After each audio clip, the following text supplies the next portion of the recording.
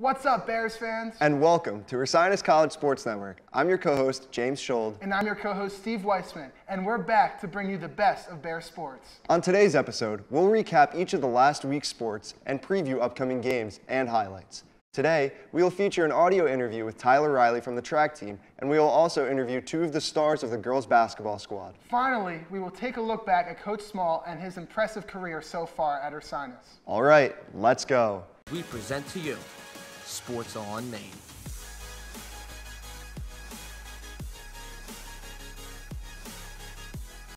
The Bears were busy this week, and now it's time to break down each event. First, the gymnastics team competed against three Division I programs at 44th ranked Rutgers Saturday as they scored an impressive 185.4 points in the quad meet. Next, the wrestling team competed in the Centennial Conference Championship over the weekend, where the team placed third, headlined by senior Gary Nagel, capturing the 184-pound conference title. Over the past week, the men's and women's basketball teams both played 2 road games and 1 home game. The men only had 1 win this week, coming against Washington College, and the other 2 losing matchups on the road against Dickinson and Muhlenberg. The women's team had an exciting week with an overtime win against Muhlenberg and a win at Bryn Mawr, but sadly fell to Washington College in Helfrich Hall. Meanwhile, both the men's and women's track teams competed at the VMI Winter Classic over the weekend, a meet that featured 27 teams across all 3 divisions. On the first day of the meet, the men's team was led by senior Tyler Reilly in the 400-meter, who topped his current Centennial best time of 50.14 seconds. Reilly led all Division III runners in the event and finished 13th overall. The second day saw the Bears continue to roll as the 4x400 relay team registered a time of 3 minutes and 19 seconds to set both a new school record and Centennial Conference record. Then, for the women's team, on the first day of the meet, senior Xenia Yanoff led the Bears in the weight throw with an indoor school record mark just shy of 45 feet, finishing 2nd overall among Division III throwers in the event. On the second day, junior Rachel Konhoff set a career best time of 5 minutes and 10 seconds in the mile, finishing 4th overall and 1st among Division III runners. Earlier this week, our producer Russell Gawlak got a chance to speak with senior Tyler Reilly about his success this year on the track team and what the end of the year is looking like for the team. This year, Tyler has broken numerous school records and also has smashed the Centennial Conference time in the 400 meter with a time of 50.14 seconds. But enough with the stats. Let's hear from the star himself. How's it going, Bears fans? I'm Russell Gawlak, and I'm here with Tyler Reilly. Tyler, how are you doing? I'm good, Russell. Thanks for having me on. Of course. What was going through your head when you were preparing for your the 200 and your leg in the 4x4, the races that you broke your records? Yeah, so first for the 200, I haven't ran a 200 in, I think, 2 weeks. I haven't competed in a 200 in about 2 weeks, so I was pretty excited because I knew my speed was pretty solid. I had a good training week leading up to the meet, and I had a good warm-up. I felt really good coming off of the first day of VMI, and right before I went onto the track, my head coach, Coach Blickel, actually came up to me, and he said, hey, you got a good chance at the school record here. And I actually wasn't even considering the school record when I was warming up or any of the days leading up to the meet. And when Coach Blickel said that, it kind of just turned a gear in my head, and I was really excited to go out and break the record. What's also kind of funny is I had no clue what time I had to run to actually beat the record. So I think that was helpful in some sense, so that I was able to just go out there, run my race, just execute my strategy. And luckily it went really well. After the race, I went up to Coach and I said, did I beat it? Because again, I had no idea what time I had to run. And gave me the good news that I was able to actually able to get it. So felt really strong in the race. And all the coaches, Coach Kate, the sprints coach, they really put me in a good position for the 200. And then for the 4x4, that was the last race of the weekend.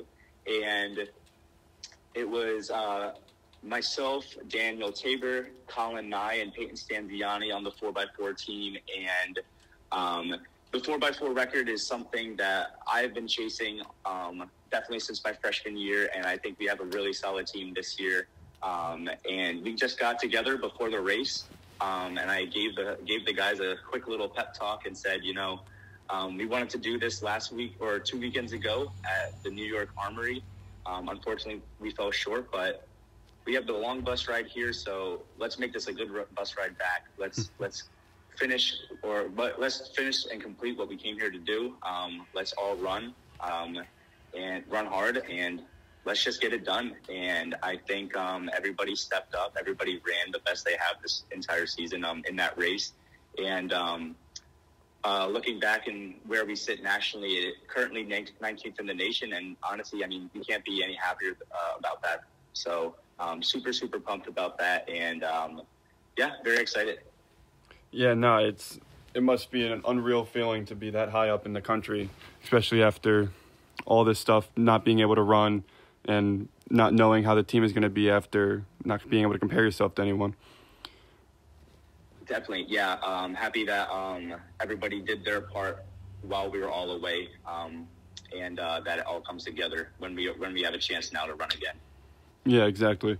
So you actually kind of led straight into my next question. So obviously records are important, but at the end of the day, the main goal is to win the race. And these records aren't the first ones that you've broken. How does it feel when you found out that, when you find out after the race that you broke it?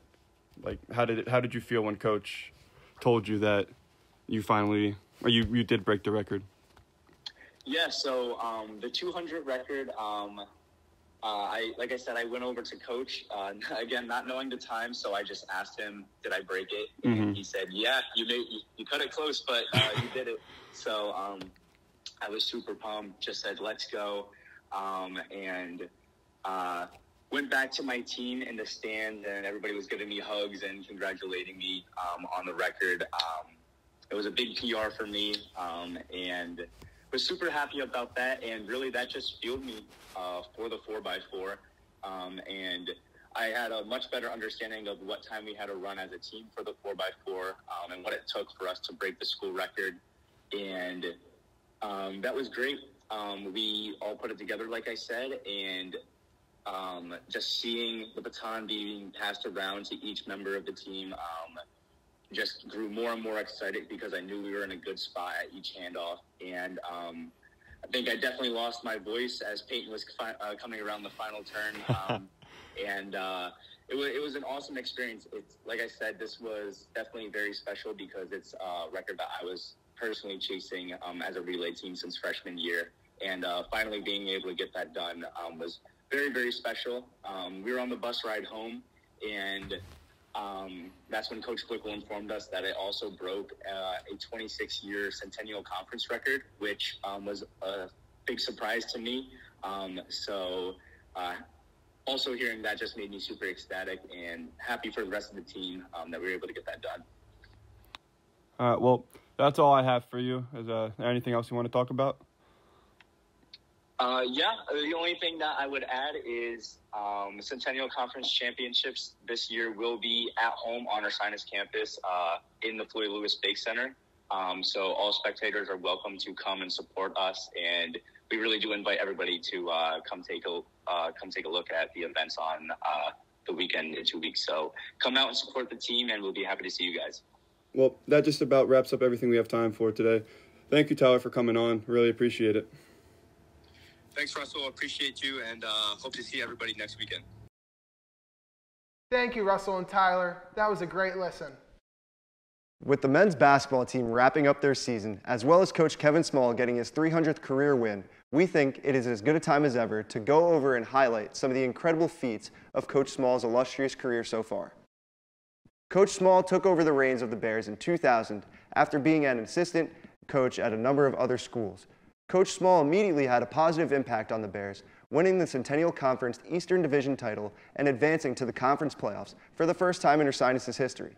Just 2 short years later, the Bears captured the Centennial crown with a perfect 15-0 mark and earned a #1 seed in the NCAA tournament.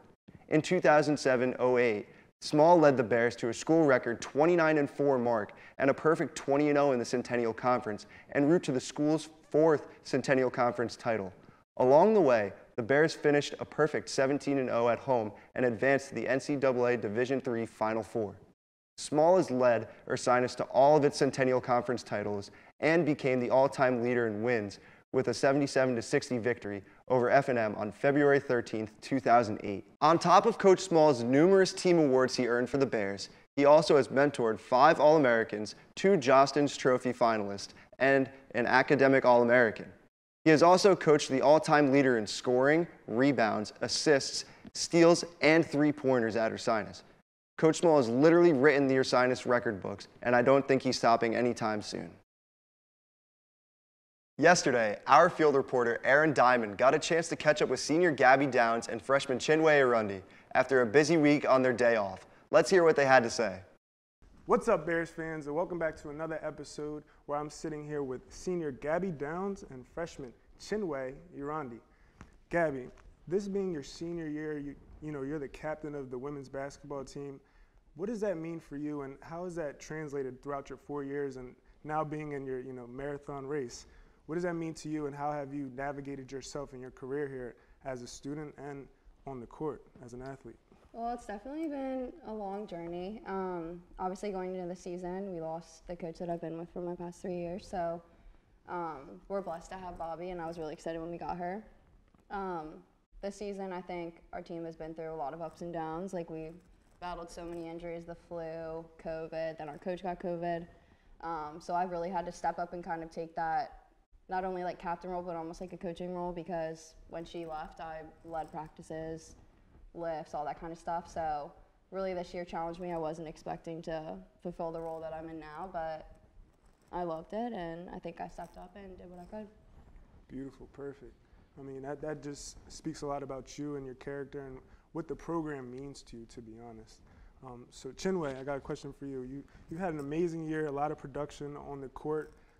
You're actually a red shirt, so that's impressive as well and unexpected for the team. You're also, I just want to give you this acknowledgement, the second player, if I'm correct, having a double-double, 20 points and 20 rebounds in a game. So congrats to you.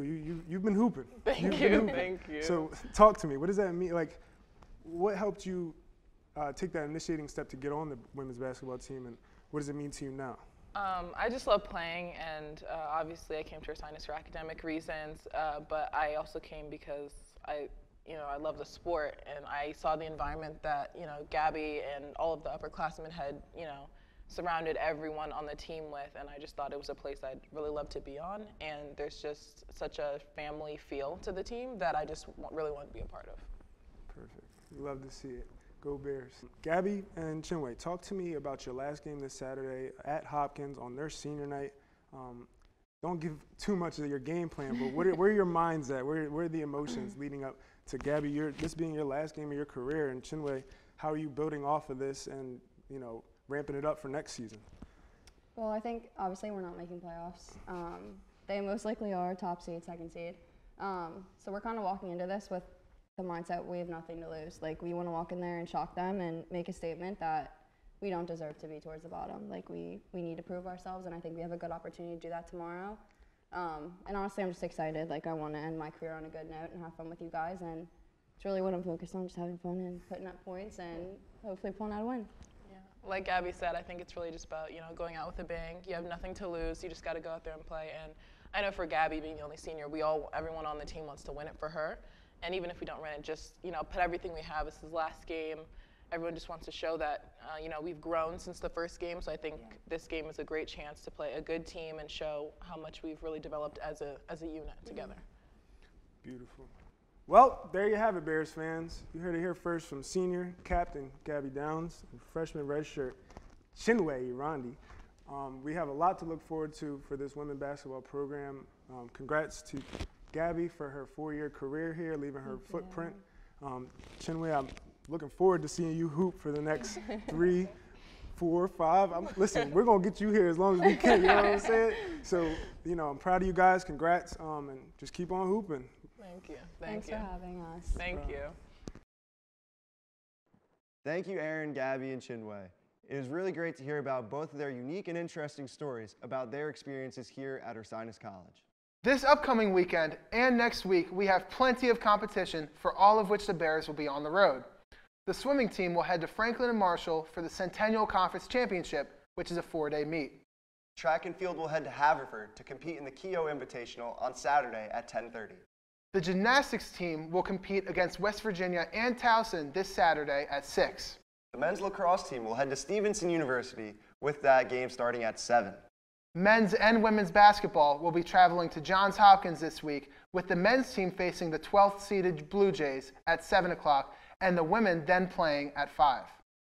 Finally, on Sunday, the wrestling team will head to Muhlenberg to compete in the East Futures Tournament starting at 10. Good luck to all the teams on the road this weekend and next week.